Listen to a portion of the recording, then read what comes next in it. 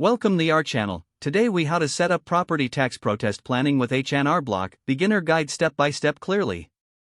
To set up property tax protest planning with H&R Block, begin by gathering all necessary documents related to your property. Locate your property tax statement, which contains essential information such as your property's assessed value. Visit the H&R Block website or your local office to access their tax protest services. Create an account on the H&R Block website if you do not already have one. Log into your account and navigate to the section dedicated to property tax services. Once in the property tax section, review the information about property tax protests. Take note of the deadlines for filing a property tax protest in your area.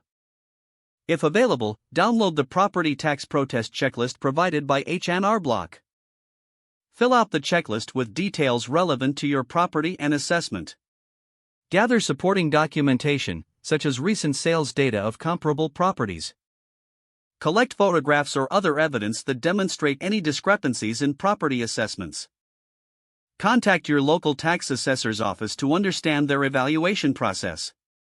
Schedule an appointment with a H&R Block tax professional for personalized assistance. During your appointment, discuss your findings and concerns regarding your property assessment. Work with the H&R Block professional to prepare your protest submission. Ensure all documentation is accurate and complete before submitting your protest. Follow up with your local tax office to confirm receipt of your protest. Be prepared to attend any hearings if required by your local tax authority. Stay informed about the progress of your protest and be patient during the review process. Once a decision is made, review the outcome and determine if further action is necessary. If the page does not load, refresh the browser or try again in a private or incognito window. Make sure you are using the correct email address, then retype it carefully to avoid small typos. If your password is not accepted, use the reset option and create a new strong password you can remember. Check your spam folder for verification or security emails, then complete any requested confirmation steps.